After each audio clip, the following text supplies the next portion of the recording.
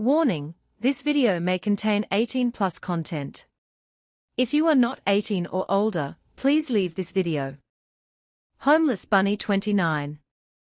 Chien Yu. I'd just gotten done making a strawberry cream Danish for dessert tonight, when Osborne called, asking me to grab Weiss and meet him in his office. Apparently, Jack had made good on that threat and sent his lawyer. So, for the first time since the beginning of the year, I strolled into combat class. My little sister was on stage with Carden, my bully. Their bout fully occupied the students' attention, and facing away from the door, as they were, no one saw me come in. No one, that is, save Glinda. The way her eyes widened in panic at my arrival made me feel a little bad. It wasn't as though I derived pleasure in making her suffer, mostly. I couldn't help it. Campione were harbingers of chaos, fate mandated to be trouble magnets. It wasn't my fault that things tended to go catastrophically right whenever I was around. I leaned back into the wall and watched as Weiss desperately dodged Carden's mace. She was better than him, no question. She had better form, greater versatility in her weapon, a far stronger semblance, and now, the kind of combat experience that made veteran soldiers curl up in terror, courtesy of yours truly. The only advantages Carden had over Weiss were weight and brute strength, two things any huntress could work around with ease. But she was being pushed back anyway. She was so dead tired from my training that she couldn't possibly hope to fight at her best here. In hindsight, with VALN, RWBY, and TAM so regularly exhausted, I may have inflated Carden's rank in combat class unintentionally.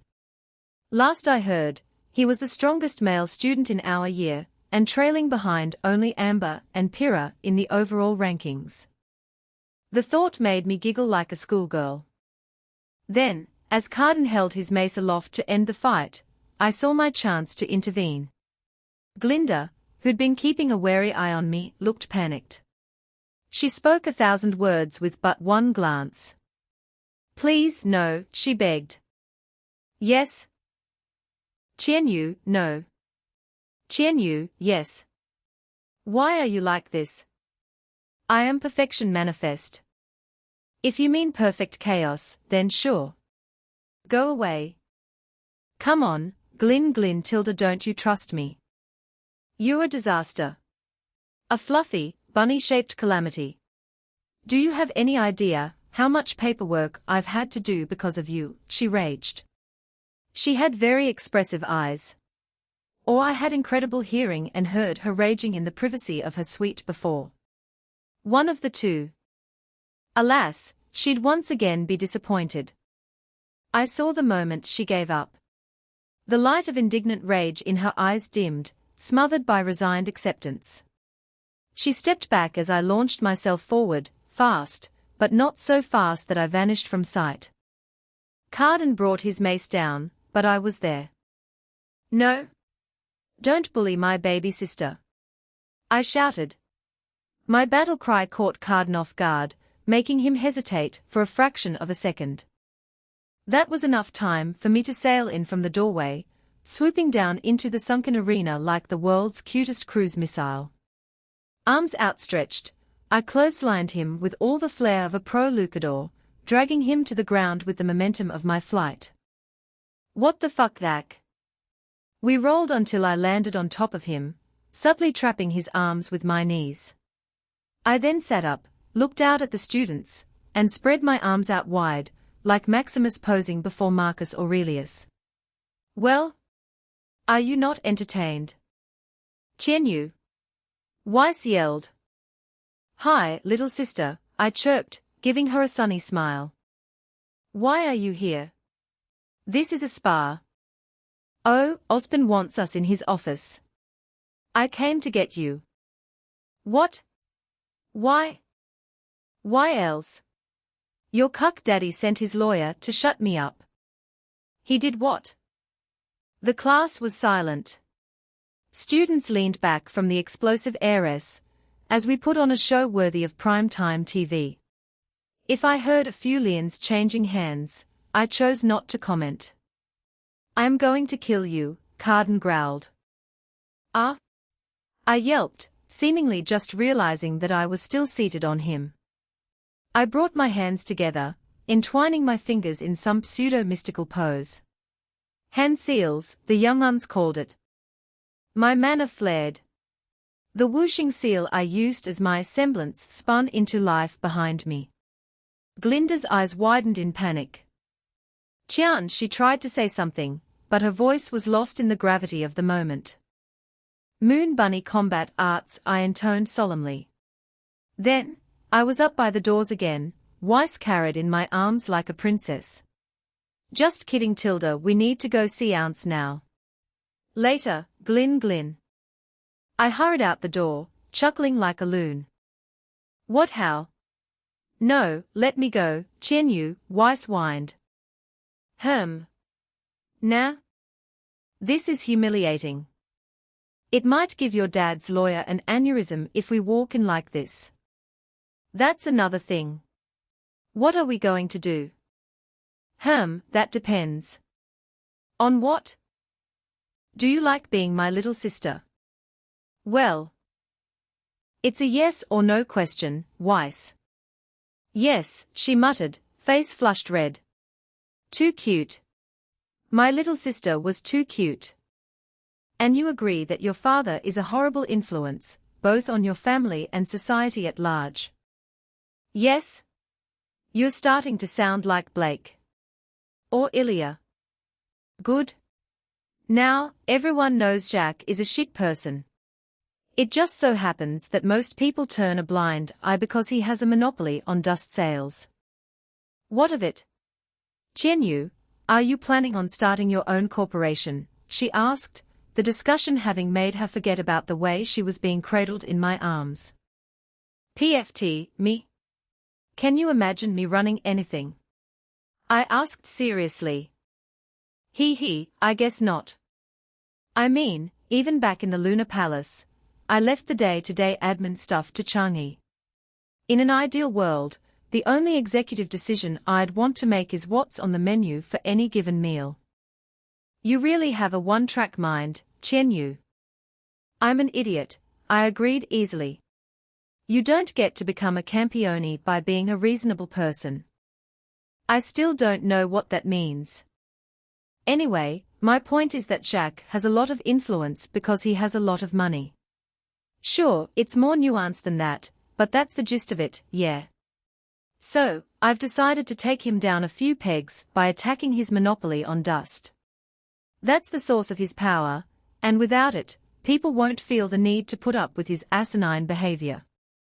And when did you decide that? When he tried to make demands of a Campione. Sure, I consider myself the most reasonable of my siblings, but even bunnies have our pride, I said seriously. And since you, his daughter, agreed that he's a shit person, I can carry on with my plan guilt-free. Dare I ask? Nah, it'll be funnier if you don't. I'm glad our family drama amuses you, brother dearest, Weiss deadpanned as we crossed the courtyard towards the central tower. We'd nearly arrived. Of course, I saw zero need to take the elevator. What was I? Normal. As my gender-fluid older sister, and sometimes brother taught me, a grand entrance was vital. She didn't make her superhero alter ego a man just to preserve her secret identity. She decided on John Pluto Smith, because JPS was her ideal image of a superhero. He was tall, bombastic, and inspired hope wherever he went. People looked at his broad back and billowing cape, and felt that he could shoulder the weight of the world. She was so dedicated to her bit that she used a divine authority to transfigure herself into a man during her hero hours. And, when we stepped into the netherworld, the mask of JPS materialized on her person, through which her alter ego could speak to her. She quite literally had a second personality, because she so dearly loved being a hero. I wasn't crazy enough to have a voice in my head, but I did get where she was coming from. Out of respect for my beloved sister and fellow American Campione, and totally not because I enjoyed fucking with Weiss, I stood outside the tower, staring up at Osborne's office. Qianyu. What are you waiting for? Please don't tell me you're going to jump to Professor Osborne's office, Weiss said. No, of course not, I cried in mock offense. That wouldn't send the right message. Oh, good, you've said something reasonable. Listen well, Weiss. If you go to meet your enemy, you must present yourself in a way that leaves no doubt as to your ability. A great many battles are won or lost within the first few moments. Yes, first impressions are important, which is why you should let me go so we can walk up there with dignity, she stressed. She stared at me with the cutest pout. I have a better idea.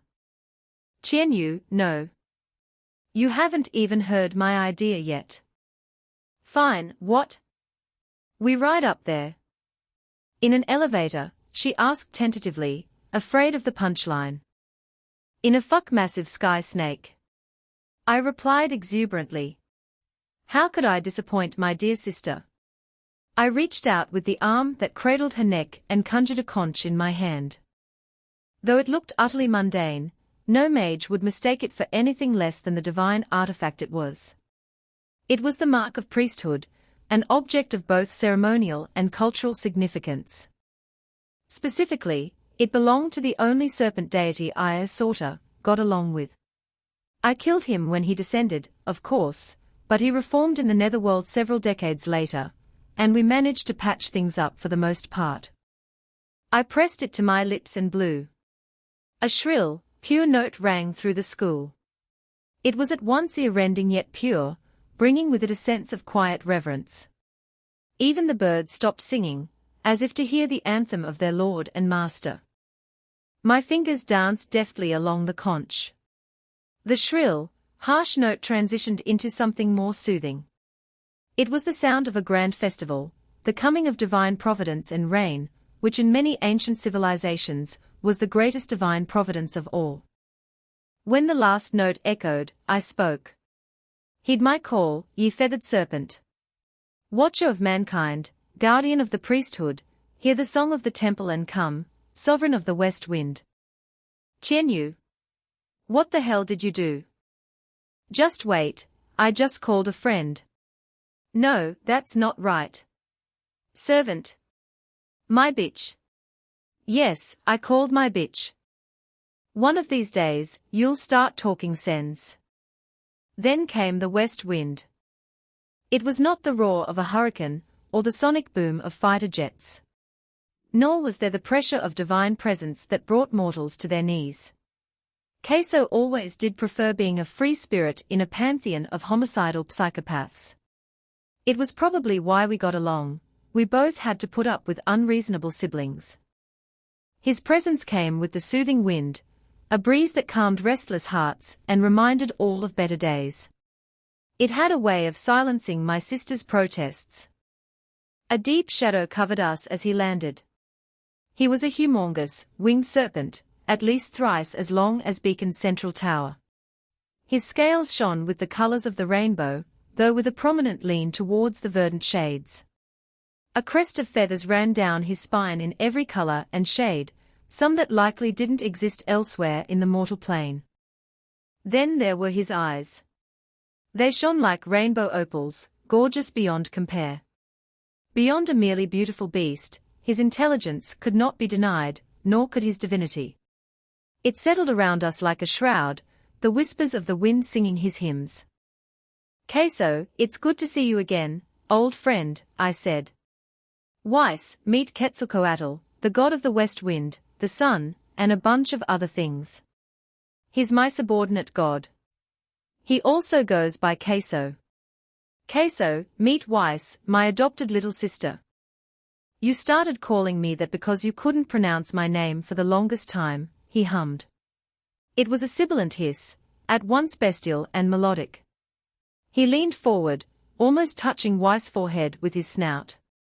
His forked tongue flickered out and gently caressed her face, faster than she could react. Well met, little one. And might I say, you smell delicious. Ah? Thank you, Weiss stammered. She leaned into my shoulder and whispered, "Qianyu, what do I do? That doesn't sound like a good thing here." "She does smell nice," I replied happily. "It's her perfume. I think it'd go better with a little saffron, sage, and rosemary. You know, really complement her natural scent." "Yes, I can see it. She is already such a scrumptious thing. But as always, you are the master in such matters." "Qianyu, why are you giving the giant snake advice on making me taste better?" Weiss cried. I thought we were talking about perfumes, dearest sister. They are all herbs. And also perfumes. Mixed with a bit of sandalwood, you can get a really deep, sophisticated scent from sage and rosemary oils, I explained patiently. Ha ha ha, perhaps we should stop teasing the little one. She looks rather uncomfortable. You started it. So I did, he hissed, a distinctly amused lilt to his voice. Fear not, little one. I prefer my meals to be more filling. Joy, Weiss muttered, sarcasm rearing its head now that she knew I wasn't about to feed her to my pet nope rope. I held her up with an eager smile. She's cute though, right? My little sister is adorable. So she is. Did you call me just to brag about her? Well, kinda. Her dad is a huge asshole. You know, the kind of mortal that thinks just because he made lots of money from his company, he can do whatever he wants. I know the type, Queso hissed. In Aztec society, there was the king and nobles, followed by the priesthood. Then came the warriors, merchants, and peasants. The idea that an up-jumped merchant would order around a Campione, a god-king in my own right, was baffling to him. In Tenochtitlan, we used to flay them alive and take out their still-beating hearts. Yeah, well, I can't do that.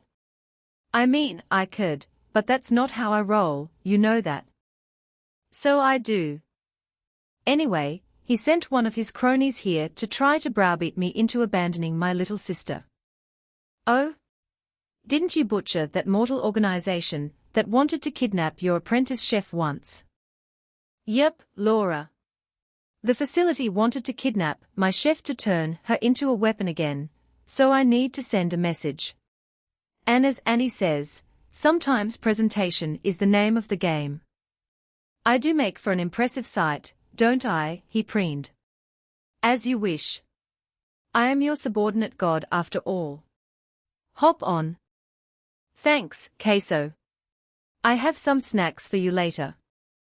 Done? One pants shitting terror coming right up. Jonathan Sterling.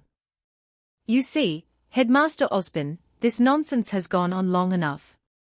You are slandering the good name of one of Remnant's finest, an upstanding man who contributes far more to society than that animal you're sheltering, I said. I didn't care that he was the headmaster of Beacon. He was but a man in the end, a man dependent on SDC dust. Mr. Sterling. I don't recall making any comments concerning Mr. Schnee, the silver-haired man said. He sat sipping at his coffee, as if none of this concerned him. He hadn't even offered me any. Your silence and failure to punish this Qianyu character is a statement in itself. Is it? It sounded like a rather sincere plea to his mother. Have you seen it? Have I? Yes. It's a travesty. Well, I've called both Qianyu and Weiss so you can speak with them yourself. I intend to. And should his prank go any further, Mr. Schnee has given me orders to pursue this to the full extent of the law. You do that, he said with another leisurely sip. He was an infuriating man to deal with, completely aloof from it all. He paused as a gentle breeze flowed through the office. The windows weren't open, which must mean the air conditioning was acting up. Then again, what else could I expect of a man who couldn't even keep his own students in order? He stood and walked to the edge of the office. I had to give him that much. The office had a marvelous view, a panoramic vista of the castle and emerald forest below. I tried again. Headmaster Osborne, please see sense here. I don't want to ruin a student's life for an overblown prank, however insulting and ill-considered it was. If you could get him to retract his statement, maybe suspend him for a semester, there need be no further consequences, surely. You are mistaken, Mr. Sterling. You are under the false assumption that I am capable of disciplining him at all. You're the headmaster. So I am. What are you? The office grew dark, as the panoramic windows I'd admired mere moments ago fell under the shadow of a titanic beast. My jaw dropped as it rose and rose and rose and rose.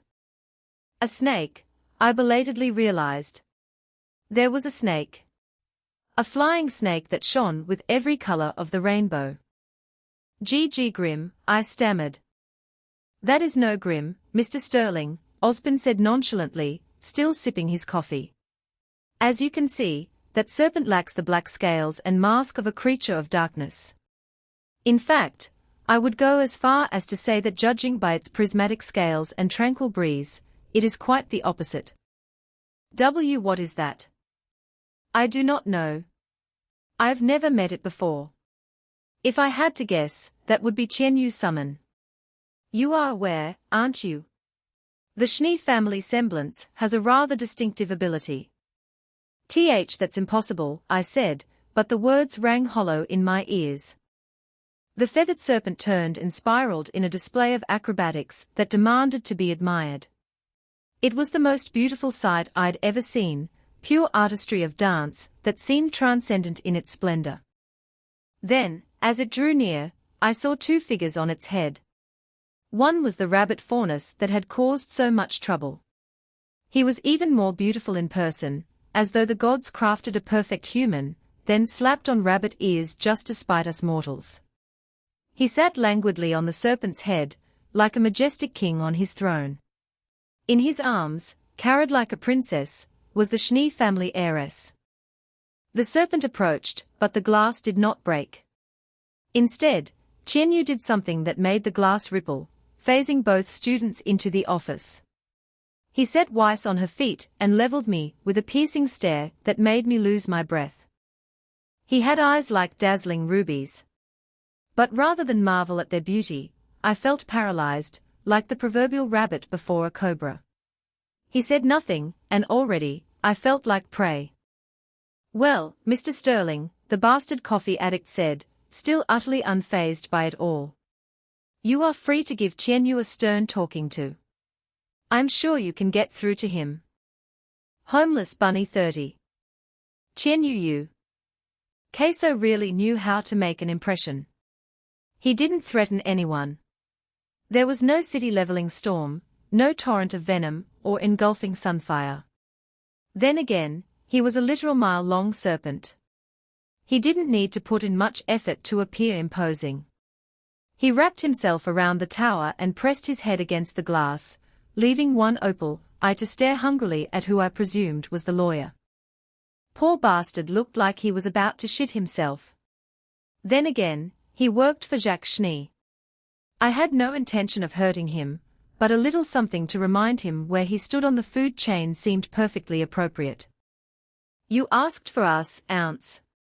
I asked casually, as if I hadn't arrived on a massive serpent god. For his part, Osborne didn't react outwardly. I heard his heart begin to race when I activated my authority, and he never fully took his eyes off Queso, but he'd had a millennium of experience with magic and knew me well enough to expect the ridiculous. He simply raised his mug to his lips and took a leisurely sip. Ah, that's the stuff. Yes, thank you for coming, Qianyu, Weiss. This is Mr. Jonathan Sterling, Chief Counsel at the Schnee Dust Company. I believe he has something to say to you. I turned to the man and smiled placidly. Is he now? Jonathan Sterling was a man in his early 50s, with more salt than pepper in his hair. In any other circumstance, he probably could pull off the distinguished old gentleman look pretty well. Unfortunately for him, law school probably didn't come with stared down by a serpent god training. Pathetic. Culinary schools, on the other hand, taught our students to face any circumstance with a stiff upper lip. At Totsuki, it wasn't uncommon to see half the class expelled for not having restaurant presence. And of course, my personal sous chef was trained to a much higher standard. I once made her fillet a whole tuna while atop Qingluang's back. If Laura can't keep her knife steady at Mach 3, clearly I've failed as a teacher. It was plain to see that the standards of educational institutions on Remnant were lacking. To his credit, Jonathan Sterling did manage to serve up a file full of papers. It was full of legalese, but the gist was that it was a cease and desist letter. I pretended to read it, mostly to let him ground himself a bit. It'd be no fun if he broke down into a gibbering wreck too quickly. Now on more familiar footing, he cleared his throat and spoke. Ahem, Chen Yu, you are being accused of slander and libel, passing off fraudulent information for the sake of personal gain. You have claimed to be the illegitimate son of Madame Willow Schnee, implying that an upstanding member of society such as her would have an affair, and with one of your persuasion. Bunny, I told him plainly while pretending to inspect my nails. She's a bunny fucker. You may as well say it. She is no such thing. Hey, relax, John. There's no shame in a woman seeking out a more fulfilling sort of pleasure. That's just how the wealthy are, I'm told. And you are not a Schnee. You're absolutely right. I'm not a Schnee. I mean, that'd be humiliating. No offense, Weiss. Some taken, she replied dryly. See, unlike Jacques, I am not a gold-digging societal leech whose sole contribution to society is his wonderful daughter. Gee, thank you so much, big brother. You say the nicest things. Sterling sputtered. Be big brother. Miss Weiss, you are enabling this nonsense. Weiss shrugged helplessly and offered him a WAN smile. You seem to be mistaken, Mr. Sterling. I don't enable anything. No one enables Chen Yu. You just learn to buckle up and enjoy the ride. Exactly. I can't stress this enough, I'm nothing like Jacques. I have no delusions of grandeur. I instead have a resume of deicide that spans over a century, most of the netherworld, and 9 pantheons. My grandeur is very real, I replied. And because Queso was a bro, he chose that moment to yawn, giving everyone in the room an up-close look at his pearly whites. Besides, if anything, as my adopted little sister, Weiss should be Weissu since my name obviously carries more weight and prestige. I think I'll stick with Schnee, thank you, my little sister said. Are you sure? White snow isn't nearly as romantic as white moon. I'll pass, Chen Yu. Like, no shit, snow is white. Your name would be more interesting if it was Gelb Schnee. At least then it'd be funny. Actually, would you mind naming your first beau? I refused to name my firstborn Yellow Snow, she shot down immediately. One day, Weiss. You'll come around to my sense of humor one day. Is this a joke to you? Do you not understand the gravity of your situation, boy? You think some animal is more influential than the Schnee? Sterling glared, drawing himself up to his full height.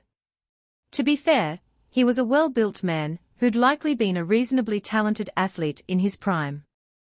The man stood a good 2 heads taller than me, with broad shoulders that might have been intimidating for any normal person.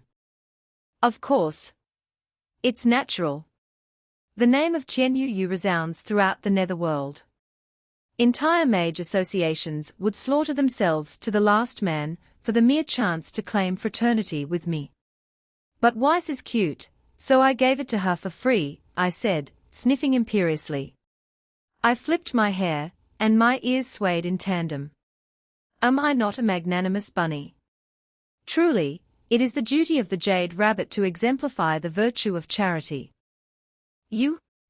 I don't know why I bothered trying to reason with an animal. Clearly, civility is a foreign concept to you. And you, Headmaster Osborne, don't act innocent in this. You could have stopped this. You are wasting the kindness of the Schnee Dust Company. Kindness? Osborne asked placidly. He'd finished drinking his coffee, and had returned to filling out some paperwork. At a glance, it was a set of documents authorizing an expedition to a place called Forever Fall. It seemed our first years could look forward to a field trip in the near future. I see a man here trying to browbeat one of my students into printing a retraction, forcing him away from his recently reunited sibling. You are a fool. Do you believe Mr. Schnee will remain idle? This was your one chance to end this unpleasantness without broader consequences. Don't blame me when dust prices beggy. I couldn't help it. I pulled out a dust crystal the size of my head from my pocket space and held it out. It was pure, of course, with none of the imperfections found throughout the mining process. I had it on good authority that such a crystal would sell for millions.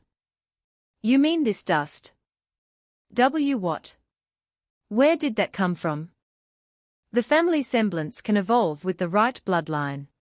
Mine isn't just summoning queso, that's the snake's name, by the way. It's also mastery of all elements, which extends to creating dust.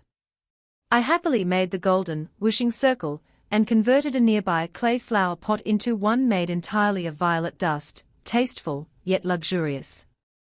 Clearly, a higher power has blessed me with the indisputable proof of my heritage.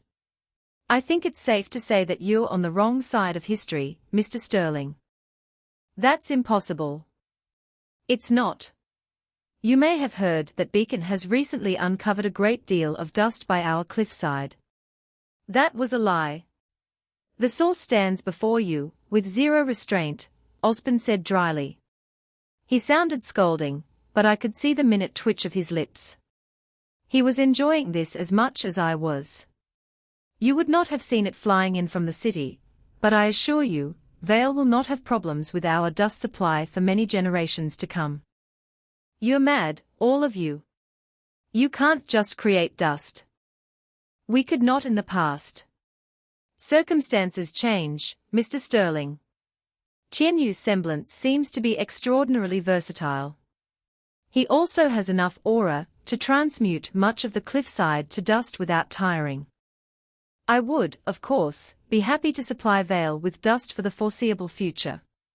All I ask is that my relationship with my new siblings be respected, I said serenely. For the moment, the new stockpiles of dust will fall under the authority of Beacon. In the future, I expect this stockpile, and any others I create, to fall into the capable hands of my darling little sister. The Beacon Dust Company has a nice ring to it. Sterling whirled on Weiss next, grasping at straws. Miss Schnee, surely you can't go along with this farce. He is your father. Weiss was the picture of class and poise, with her hands clasped at her navel, back straight, and a beatific smile on her face. She had plenty of admirers in school for her porcelain skin, sapphire eyes, and a lithe, graceful figure. She was every bit the princess, as gorgeous as she was capable. Right now, she managed to embody that in full. She looked like a marble statue carved by the finest sculptors, a rival to Galatea herself. But though she smiled elegantly, it was a cold, bitter smile that evoked the winter wind. As if she really was carved out of stone, there was not a shred of empathy to be found. Yes, Mr. Sterling, he is indeed my father. I have learned a great many things from him over the years. Chiefly, I was taught to embrace every opportunity. I learned that sometimes, sacrifices must be made, she said. She did not scream or rage as others might have, but managed to convey her disdain perfectly nonetheless. And though I do not take the name of you, I recognize Qianyu as my elder brother. How can I not, when the evidence is plainly before me? Miss Schnee. Don't be too surprised, Mr. Sterling. My new brother comes to me with a great many things I have desired, but could never purchase: acceptance, family, freedom. These are invaluable treasures to me. And with them comes dust, the promise of a future greater than the Schnee Dust Company as it stands today. You're making a mistake. You don't know how long that animal will support you. There are laws and regulations. Atlas laws and regulations. You will find that Vale governs itself according to different rules, Ounce chimed in. Weiss walked closer to me, leaning into my side. You heard it from the expert. So, it seems my choice is obvious, no. As my father would say, it's just business. I wasn't sure how to follow that. Throwing her father's lessons in his proverbial face was a masterstroke. I didn't think she had it in her. My original plan was to lean into the higher power angle, make a few claims of godhood, drop a few miracles here and there. Perhaps I could upload another video online. It'd probably start a faunus cult, but it'd certainly fuck with Jacques if half of Remnant thought I was a divine avatar or something. Then again, that would admittedly cause a great deal of chaos. This was better. Weiss could take over the Beacon Dust Company whenever she felt she'd done her part as a huntress. We could switch over to alternative forms of energy while I supplied their dust needs in the meantime. It would bring about societal change and force Jacques Schnee to watch as all that he'd built up crumbled around his ears. Of course, that was a project that had yet to truly begin. It would depend on Weiss' dedication, but I was ready to give her the metaphorical keys to the kingdom. In the moment, Jonathan Sterling had rather worn out his welcome. I clapped my hands, drawing every eye to me. I think you've heard our answer, I told him. You know, John, you've made a mistake. You came here proclaiming to defend the reputation of Jacques Schnee. Had you come with a request from Willow Schnee demanding that I not make aspersions as to her faithfulness, I might have been more willing to comply. It is truly her reputation that is at risk after all. That is. No, don't start, I said, pinning him with my gaze. I grabbed him by the collar and began to drag him towards the window. You've occupied enough of our time. It's time for you to go. Unhand me. I can walk on my own. Ah, but you've been so kind as to come all this way. It could not have been an easy trip for you. It would be my honor to hasten your return trip home. He saw Queso's mouth, wide open and large enough to deep-throat a freight train, and panicked. Wait. You can't do this. The glass rippled as the lesser-known aspect of my sovereign of the West Wind Authority shimmered. He phased through as if the window wasn't there, or as if he'd become a part of the wider sky itself. He was here, inside, but he was also the sky, and so outside. Authorities were delightful like that, especially when they came from subordinate gods notorious for their capriciousness and wanderlust. Jonathan Sterling fell into Queso's open maw. He sat there, frozen in shock as Queso's fangs, each taller than a grown man, sprouted around him like a cage. Queso's forked tongue, with the girth of a mid-sized tree, snaked around him, securing him in place. Queso, do you mind sending him to the Schnee Manor directly? I asked politely. He was a bro, but he was still a god. It wouldn't do to treat him too much like a pet. Did you have to put him in my mouth? I might swallow him without noticing, he replied, eyes twinkling with mischief. Just barf him out then. It's fine so long as no one dies. As you wish, Chen Yu. With that, the god of the west wind flew off, headed north at a speed no mortal aircraft could match. As Annie taught me, image was very important. As was the message. That was true of Heroes and Campione both, even if most of my siblings were rather blasé about it all. So here was mine, express delivered via Snake God.